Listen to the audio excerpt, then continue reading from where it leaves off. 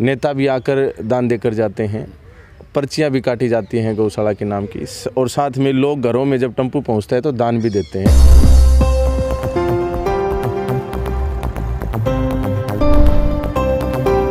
हमने देखा कि ना ही तो प्रॉपर्टी इनसाइड जो है वो सबके लिए कवरेबल है, पशुओं की संख्या ज़्यादा है, कीचड़ ज़्यादा हो रखा है, और साथ में सर्दी के बचाव के लिए चार दीवारी भी नहीं है।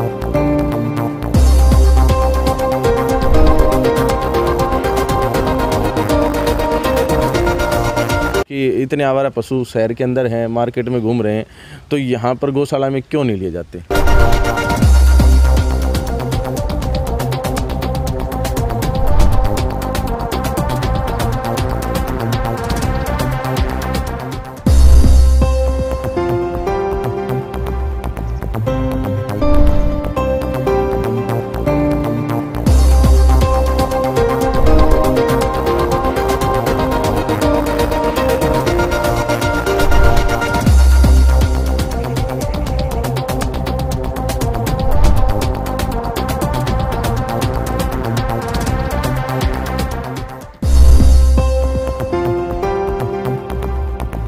हेलो फ्रेंड्स, कैसे हैं आप सभी? मैं Shamsher Kaushik India news point पर आपके एक बार फिर से उपस्थित हूँ। हम खड़े हैं आज, आप देखेंगे ऊपर, श्री गौशाला धौलपोस महेंद्रगढ़। काफ़ी पॉपुलर ये गौशाला है और यहाँ पर हम पहुँचे थे फैक्ट चेक करने के लिए, ग्राउंड रिपोर्ट चेक करने के लिए। तस्वीरों में आप साफ देख रहे होंगे कि किस प्रकार से यहाँ पर बहुत ज़्यादा पशु हैं और उन पशुओं को दिक्कत हो रही है, गौवंश जो हैं उनको दिक्कतें हो रही हैं। तो इन्हीं सब दिक्कतों के बारे में बातचीत करने के लिए हमारे साथ श्री गौशाला धौलपोस से हमारे साथ जो है, आप देख रहे होंगे जो शख्सियत पीछे खड़ी हैं, ये जो कैशियर होते हैं, प्रेसिडेंट होते हैं, मतलब जो ट्रस्ट के जो मेन मुख्य जो आदमी होते हैं, पहले जो 3 पद की बात करें तो तीनों ही हमारे साथ यहाँ पर खड़े हैं। प्रधान जी हमारे साथ खड़े हैं और साथ में आपका नाम क्या है? उप प्रधान जी हमारे साथ हैं और कैशियर जी हमारे रामावतार शास्त्री। ठीक है जी। तो प्रधान जी आपका नाम बताएं एक बार। मैं रविंद्र कुमार तिवारी जी, महेंद्रगढ़ का रहने वाला हूँ जी। गौशाला धौलपोस का प्रधान मुझे 8/8/2021 को बनाया गया जी। इससे पहले व्यवस्था खराब होने के कारण कर्जा काफ़ी हो गया था, उसकी वजह से चुनाव में मुझे निर्विरोध निर्वाचित किया गया। मेरे आने के बाद मैंने बाड़ों का निर्माण करवाया जी, जो पहले से ही कार्य शुरू करवा रखा था मेरे द्वारा।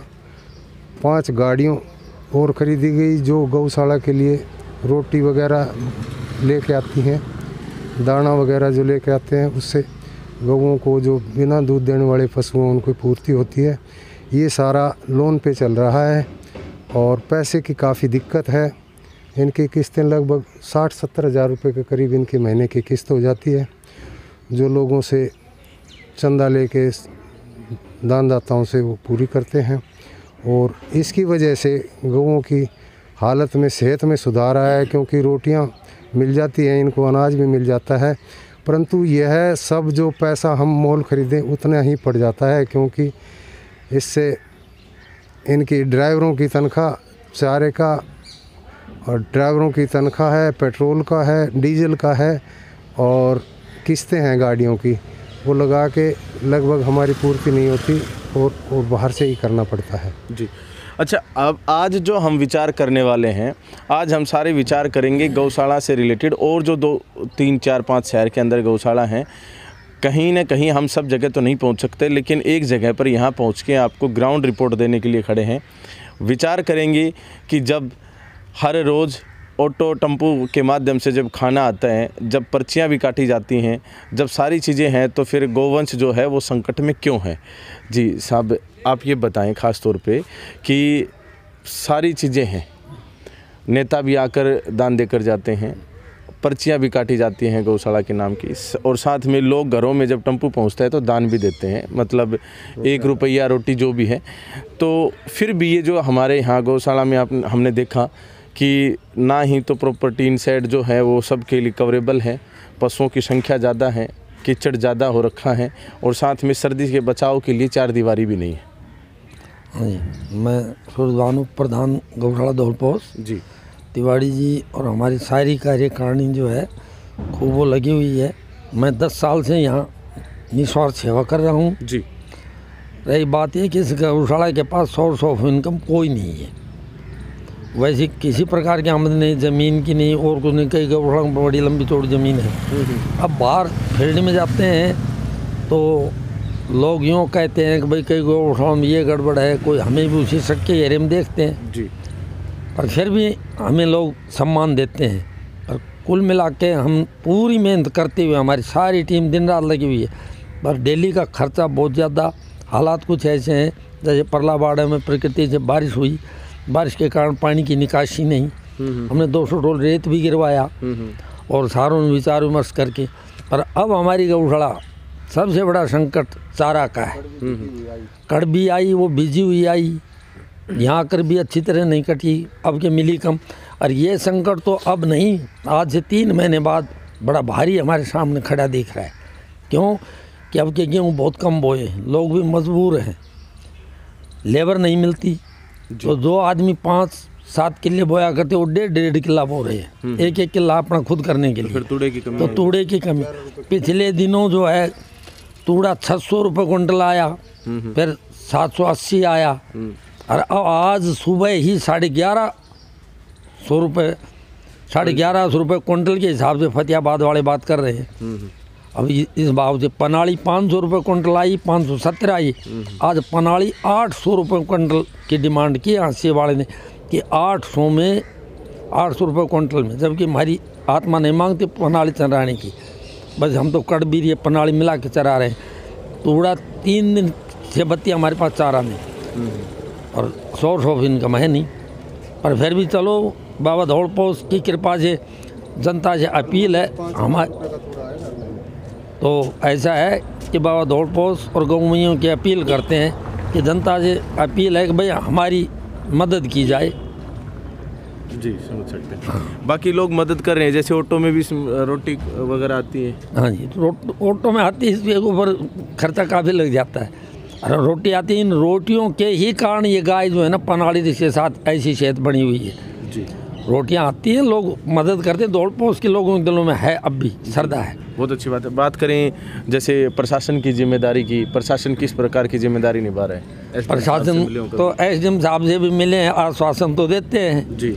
अब हम तो इंद्र भगवान बरस है इस बात की, जैसे लोग उम्मीद करते हैं, तो हम तो एसडीएम साहब के ये इस तरह 2 बार हो आए, वो कहते मैं आऊँगा।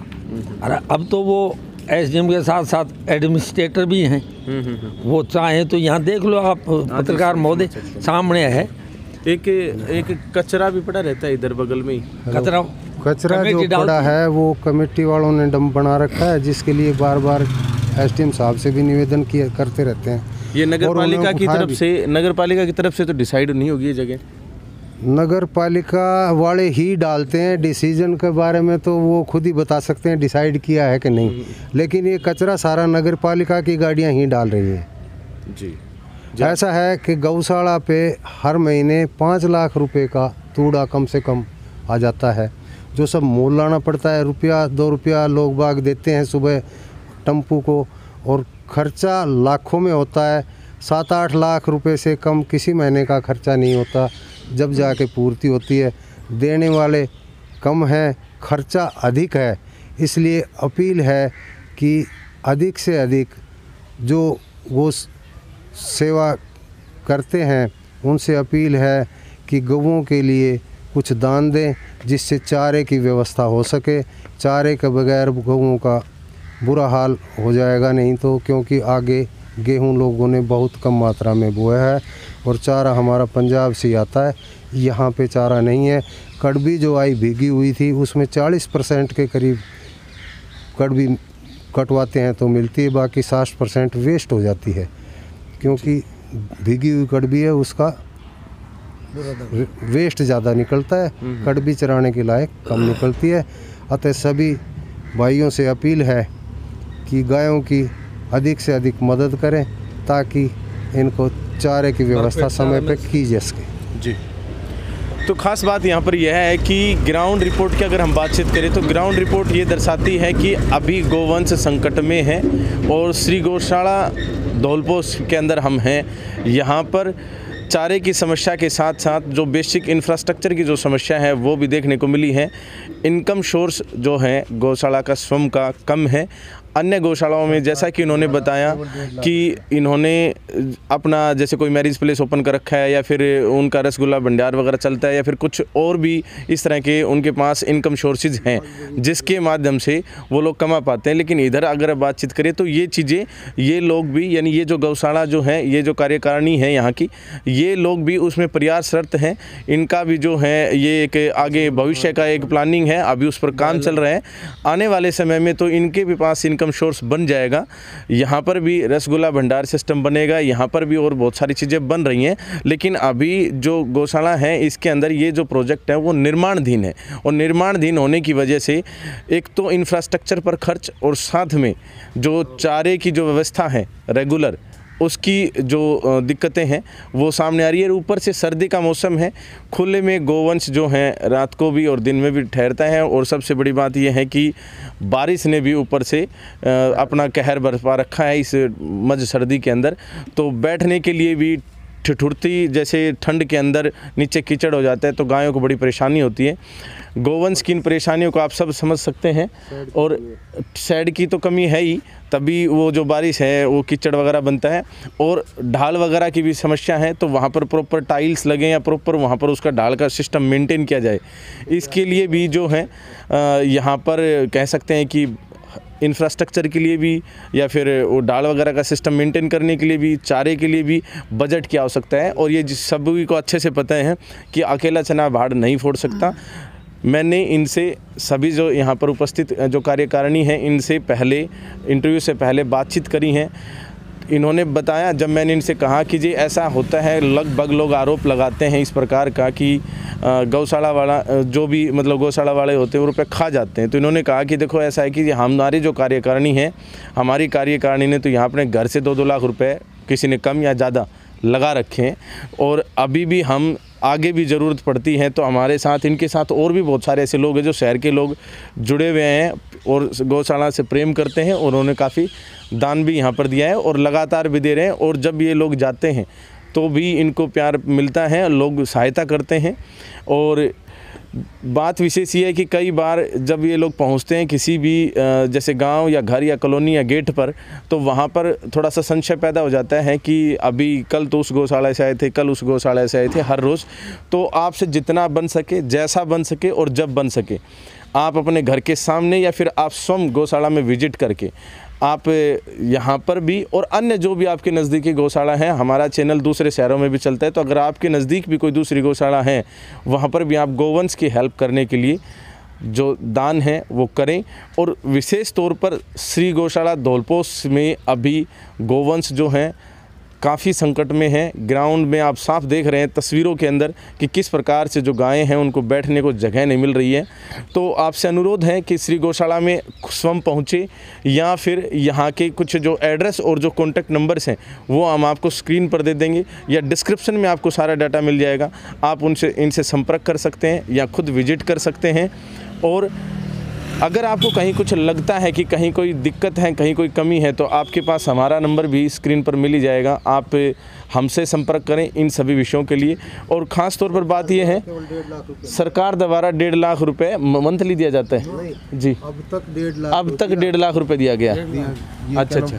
गौ सेवा आयोग की तरफ से 1.5 लाख रुपए के करीब की राशि प्राप्त हुई है जी। और 2 लाख रुपया मूलचंद शर्मा जी परिवहन मंत्री ने घोषणा की थी सभी को 10 जिले की गौशालाओं के लिए, उनका 2 लाख रुपए मिला। इसके अलावा कोई पैसा 2 लाख रुपए ओम प्रकाश जी 2 लाख रुपए ओम प्रकाश एडीओ साहब के बोले हुए वो उन्होंने मिले थे। बोले भैया मई में मिलेंगे, मई से पहले ये पेमेंट नहीं मिलाई। अच्छा, कई बार धर्मवीर जी से भी मिले, बातें की फ़ोन पर, तो हिसाब स्पष्ट कह दिया। बोले भाई मैं तो पहले ही कर दूँ, उनके पहले के बोले हुए हैं।